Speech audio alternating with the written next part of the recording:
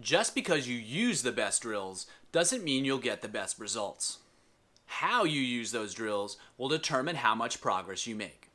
Hi, this is Andrew Sheep with Mastering Flow. I help you dramatically improve your swimming by providing simple, actionable strategies that you can implement right away without the need for in-person coaching. I believe that everyone can improve in any area of life, and all that's needed is a little guidance. Let's get better today. In the last couple videos, I've described the best drills that beginners can use to improve. I've also shown you how to identify where you should be placing your focus to maximize your improvement with as little time and effort required. I've also shown you how to determine where you should place your focus to maximize your progress and your improvement. Unfortunately, that's where most swimming information stops. It's assumed that you know how to best use these drills, or that just using the drills alone is enough to facilitate progress. Unfortunately, that's dead wrong. Ever spend a lot of time working on a drill only to find that you hadn't improved your actual freestyle at all? You do the drill perfectly and then nothing. How did that feel? Probably like a complete waste of time and effort, right? It's also pretty demoralizing because you're left wondering what to do next, especially when you've committed to doing something and it didn't work at all. Now, it's possible that you weren't using the right drill for you. In the last couple videos, I've already shown you the best drills and how to figure out which ones that you should be using. But I'm willing to bet you weren't using drills in the best way possible. But it's not your fault because no one's shown you how to do any differently. For whatever reason, no one else talks about it. I don't think that other people are holding out, I just don't think it's something they consider. Fortunately for you, today I'm going to clue you in. Here's your simple solution. The basic setup. Here's the deal.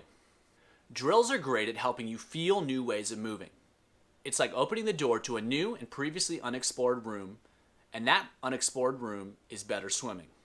However, a good drill only lets you see inside the room. You get a glimpse, you can feel it, but that better swimming isn't yours. The only way to start living in that new room is by swimming freestyle. You've got to step through the door. You have to practice swimming freestyle.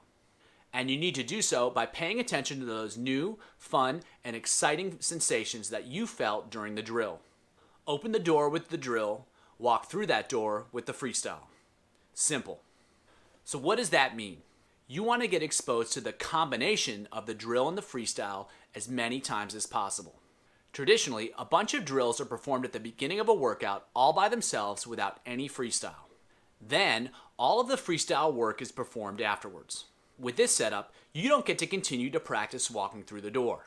You get one shot. Unfortunately, practicing the same drills over and over and over again without including any freestyle doesn't really open that door any wider. I'm not saying it's a waste of time, but it kind of is. Instead, as much as possible, alternate between a given drill and freestyle swimming. It's not the total number of repetitions that matter, it's the total number of pairs. That's the key concept. Open the door and step through as many times as possible. Having looked at the basic setup, how do you best execute the drills themselves? If you follow that setup, you're going to get more out of your practice sessions. However, there are a few strategies that you can implement to make the most out of the drills that you do choose to use. Once you understand the basic idea for a given drill, it's time to spice it up. For stationary exercises like the ball float or the wall pull, there's not a whole lot you can do from a performance standpoint. You can't really go faster. However, for example, you can perform the ball float when you're out of breath, which will really up the challenge and force you to relax when you're under pressure. Or you can move up and down faster during wall pull, all while maintaining great pressure on the wall. There are plenty of options for the stationary drills. And for the ones that do move forward, add a twist. Try to change your stroke count. Try to change your speed. Try to change both. Do so with intention and challenge your ability to execute the drill well. When you add some performance to the puzzle, you'll get some objective feedback as to how well you're doing. Was that faster? Did your stroke count change? This will ensure that you're always focused on getting better, which will take your learning to the next level. And what about the freestyle? What should you do while swimming freestyle during these drill freestyle combinations?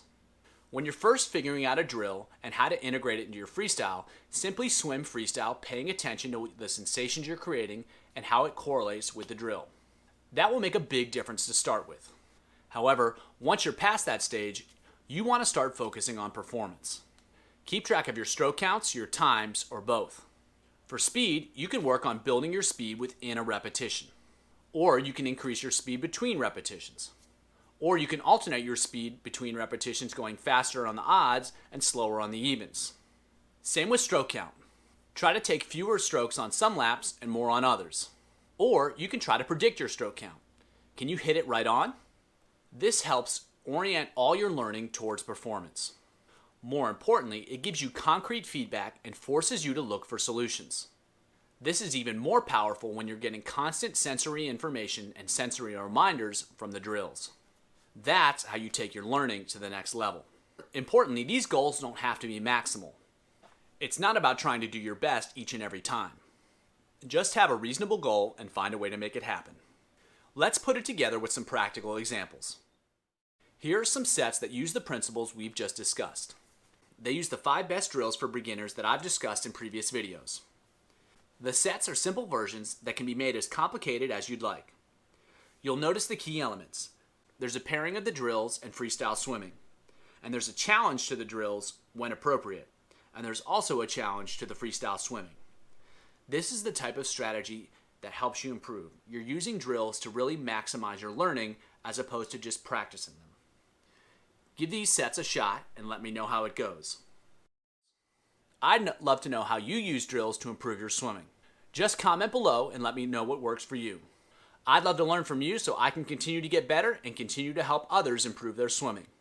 As always, keep it simple and keep getting better.